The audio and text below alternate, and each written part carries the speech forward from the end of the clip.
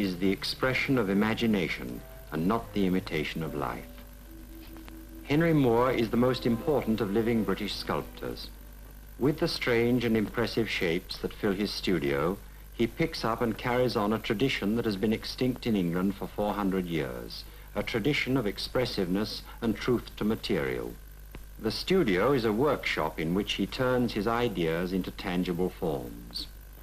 At first sight, this world is unfamiliar and puzzling to us. But the quality and quantity of Moore's work has a unity that could only come from great originality and strength. Sculpture of this kind is a challenge to our accepted ideas, and we must understand the sculptor's approach to his work before we can appreciate the work itself. The sculptor is distinguished from other artists by his materials and by the way he uses them. Here are Henry Moore's hands and his tools.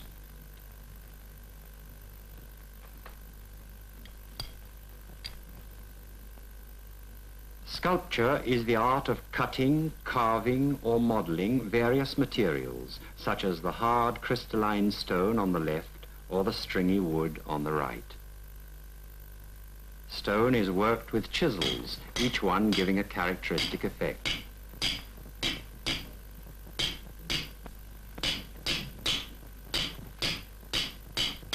Wood is worked in quite a different way and with different tools. But sculpture can be modeling as well as carving, building up as well as cutting away, and for this the artist uses clay, wax, or plaster.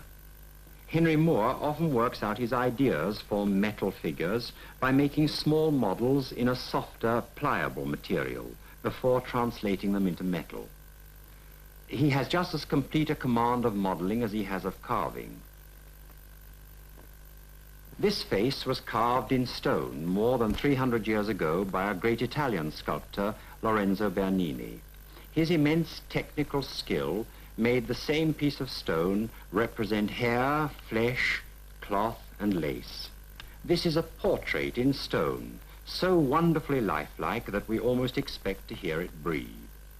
400 years of tradition have accustomed us to seek and to expect from sculpture the image of the object that it depicts. Henry Moore's approach is very different from this. His first regard is for the material he uses and the ideas it brings to his mind. We can see through this head and be aware of one part in relation to another because of its open metallic structure. Here is an even more abstract work of wood and string, its smooth, polished surface patterned by the grain of the wood. The strings supply contrasting lines of tension, suggestive of rigging. Here is the grace of a ship at sea or of a bird in flight. This earlier piece makes its effect solely through the quality of the stone. It is massive, smooth, and secretive. Its creator speaks of its germ-like, nut-like conception, suggesting a hidden power.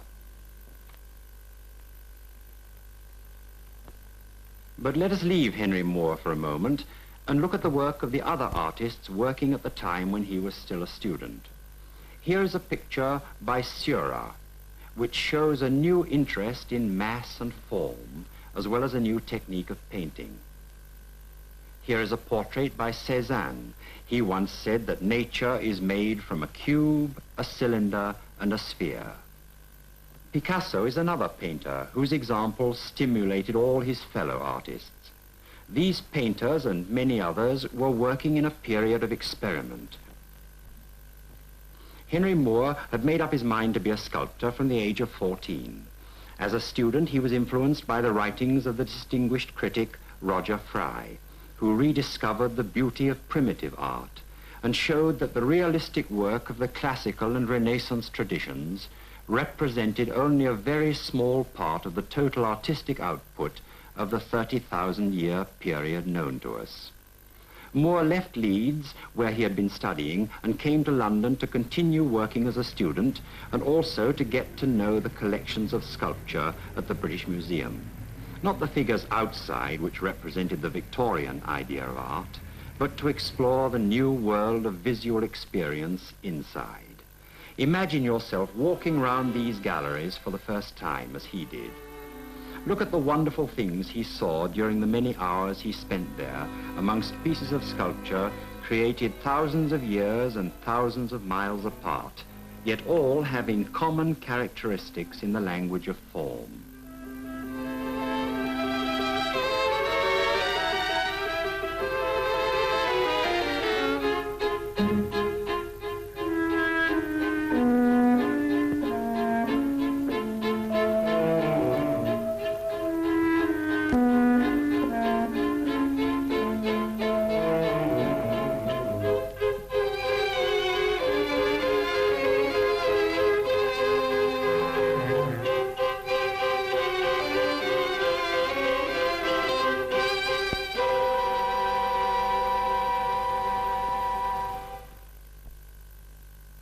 It was seeing the sculpture you have just seen which made it clear to me that primitive races have a deep sensibility for plastic shapes.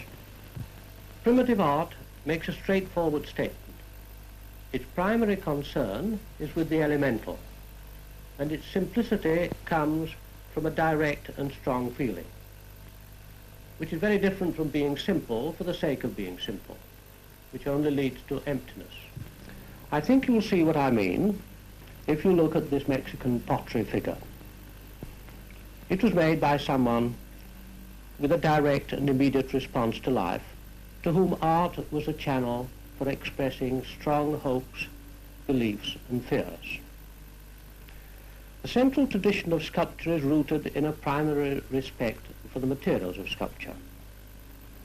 One can learn from all sorts of natural forms, such as these. Take, for instance, this stone. It has a hole right through it. It has a strong, slow, structural rhythm, which perhaps shows nature's way of working stone. Very much in contrast to this shell, which is a living, thin, hollow form, which might give the idea for hollow metal sculpture. Or again, take this bone. Bones have a remarkable structural strength in spite of their thinness. It was studying such natural forms as these, along with the human figure, which has been the basis for most of my sculpture.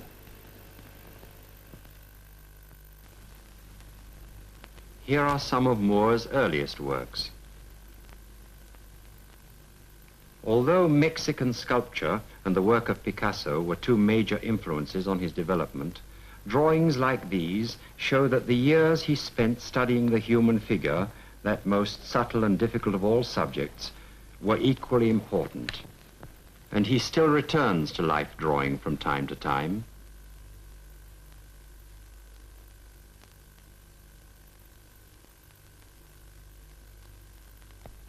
In this figure of a girl, one's emotions are stirred not by her similarity to real life, so much as by her shape and gesture, and by their identity with the stone in which they are carved. A sculptor like Henry Moore thinks of shape simply as shape, and not as a description or reminiscence of reality.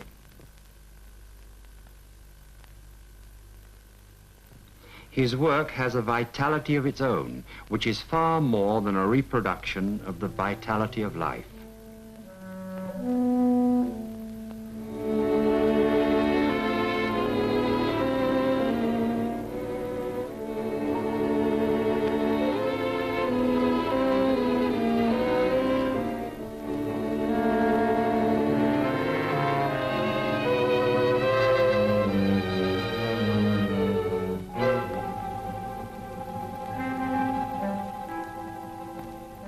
Yet his work is not always as remote from the feeling and appearance of the real world as one might suppose. For example, during the war, most of us must have felt something of the artistic experience revealed in these drawings.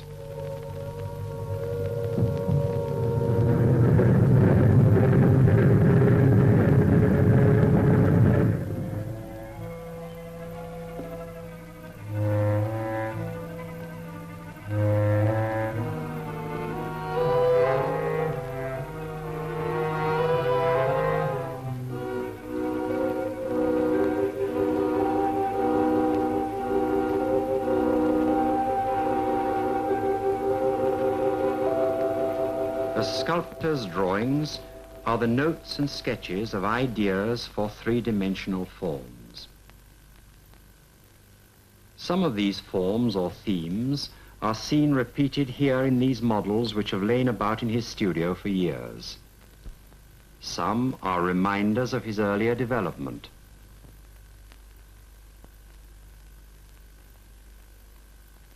Others indicate his more recent ideas and achievements.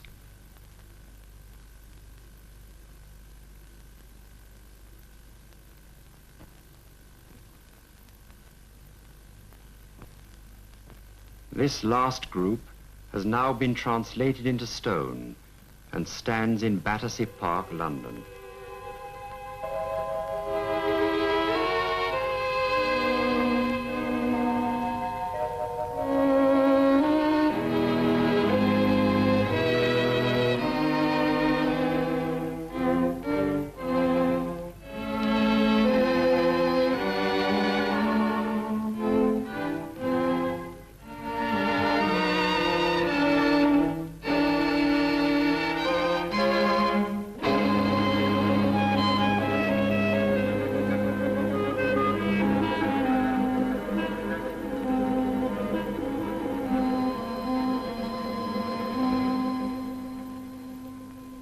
This group is at St. Matthew's Church in Northampton.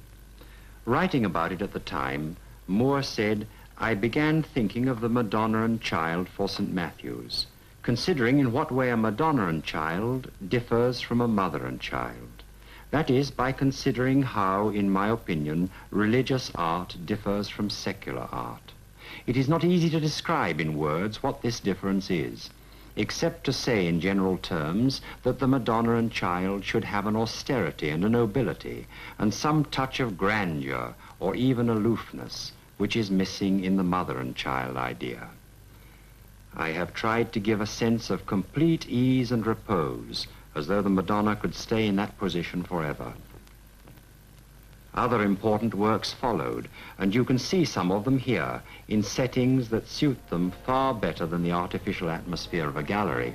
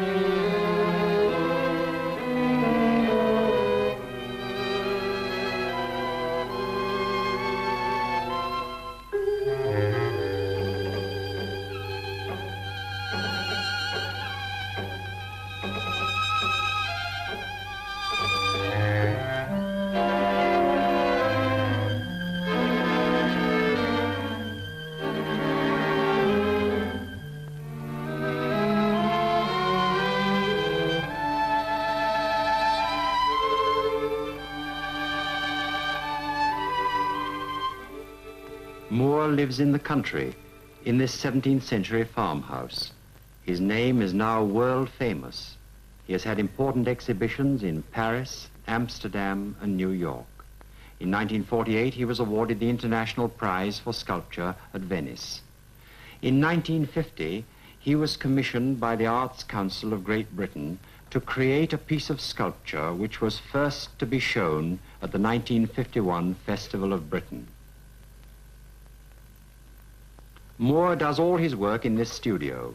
His notebooks provide continuous evidence of the workings of an artist's mind and contain the case histories of many of his best-known works. In October 1950, he once more took up his notebook and pencil and set down to work out the first ideas for this new figure, uncertain at first of its form, shape, or material. He has written about the problem of beginning work on a new subject. He says, "I sometimes begin a drawing with no preconceived problem to solve, with only the desire to use pencil and paper and make lines, tones, and shapes with no conscious aim. But as my mind takes in what is produced, a point arrives, and some idea becomes conscious and crystallizes. Then a control and ordering begins to take place."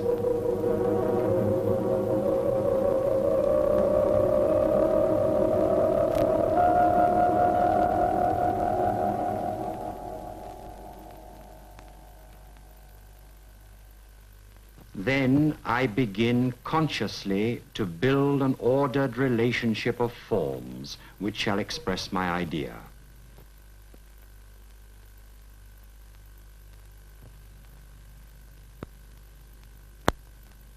But if a work is more than a sculptural exercise, unexplainable jumps in the process of thought occur, and imagination plays its part.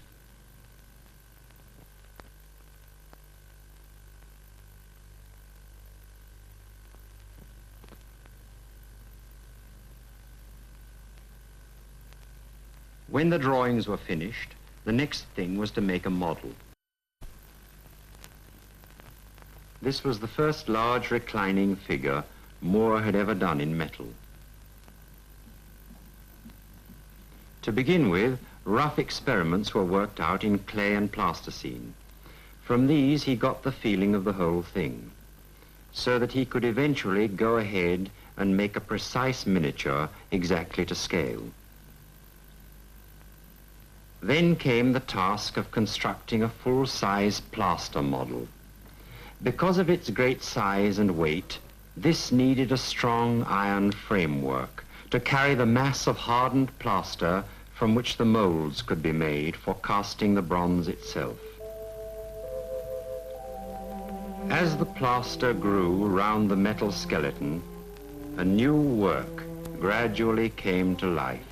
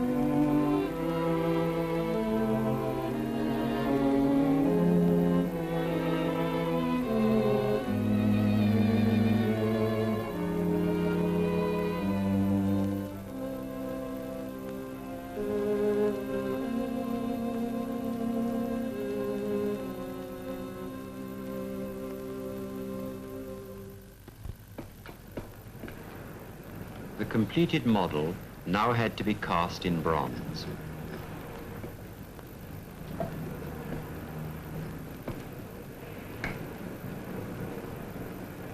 At this stage, the skill of the artist depends upon the skill of the craftsman who carry out his intentions.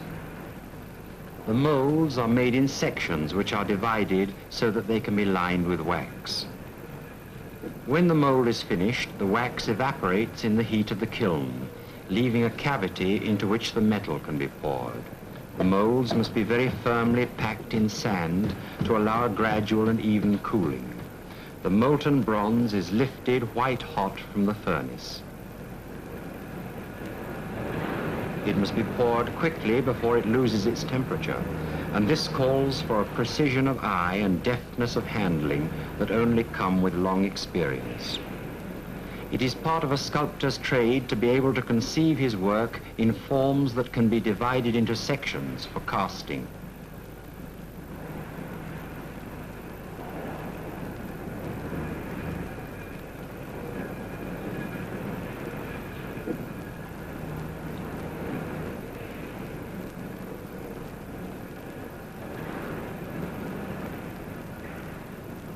The various sections are assembled and riveted together with great care. The joints must be strong enough to bear the weight that will rest on them. When it is finished, even an experienced sculptor would find it hard to discover where one section ends and the next begins.